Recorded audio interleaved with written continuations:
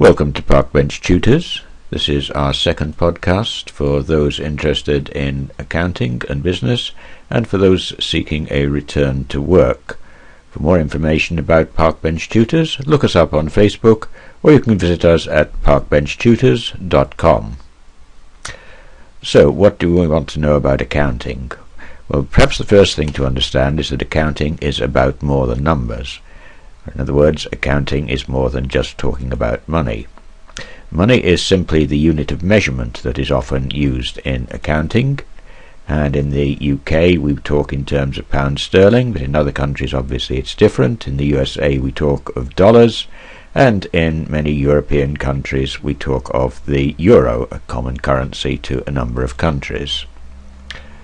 So, how do you use money?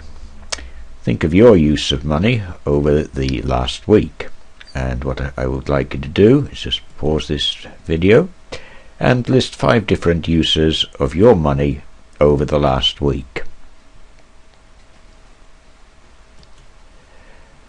And the accounting function of a business now, whether large or small, includes recording what is happening, and any action that can be represented by the unit of measurement, that is, in terms of money, is called a transaction.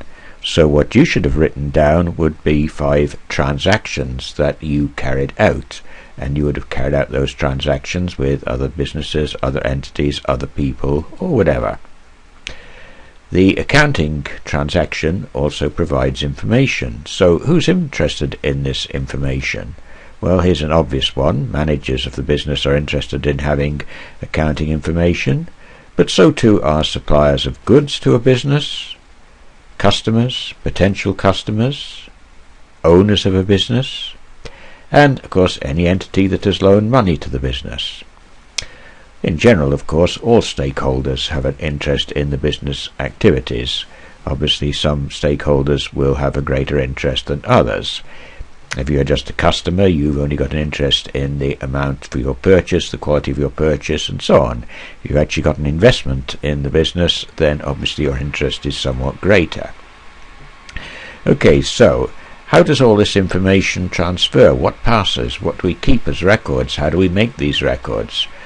Here's a nice simple example of something that you've probably also seen. This one is in fact a credit note, and we can see that because beneath the date on the left hand side it says credit notes, and it's a credit note for teapots. So what should we record from this? You can see there's an amount there, there's a tax rate. What other information can you find?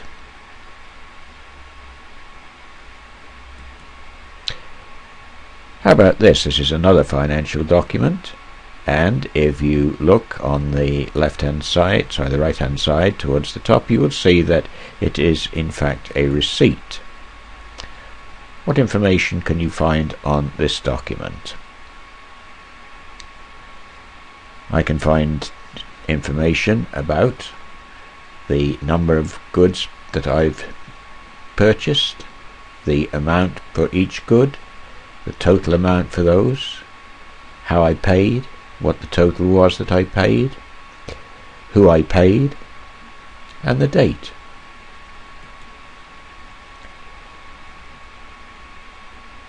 Here's another one. We take a look at this one. It's called an invoice, and there are 2 businesses who could be interested in this information. Both the businesses are in fact on the invoice. An invoice, remember, is something that you receive to say how much money you owe. You've already got the goods or the service, and you are then going to pay for the goods or the service at a later date. There's another common piece of information. Many businesses still in fact use checks, but in fact most of us of course have gone to online banking. But what does a typical check contain? What does it consist of? So if you look at this one, you can see that it tells you who it's to, what the sum of money is, who wrote the check, who signed the check, and so on. So, what information then does the business wish to record? Lots of information on there. What would the accounting Part B. When we record information, let's think about how we do it, because times are changing. We often use computers now to record information. We might think about why we do that. Not just how we use them, but also why we do this. So think about the till receipt after shopping, a bank statement you might have, and an electricity bill. Think of all the information on these, and you will have a good idea of the sort of information that you need to record in accounting. Till receipts tell you something about sales as well as amounts.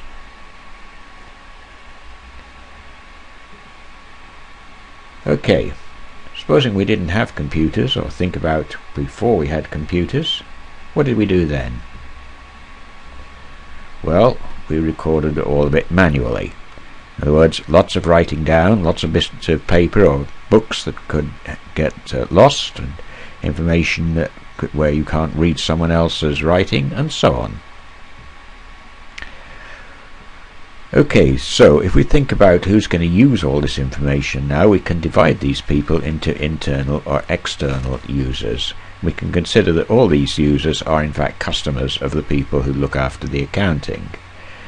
Internal users, that's the people who might actually be working for a business, include managers of plant, human resources, sales, purchasing and maintenance.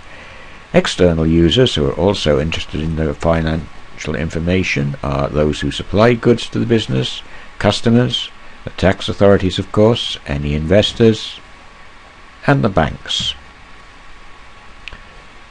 Okay, what sort of information do you see here?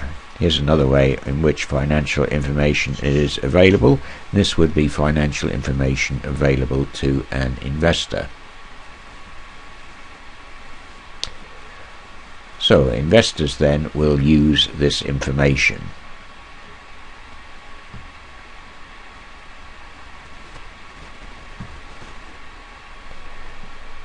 Here's another piece of financial information. It's in a price list. Who uses this information, or who might want to use this information? Let's think about that. Well, customers obviously are interested in this information, but so are our competitors.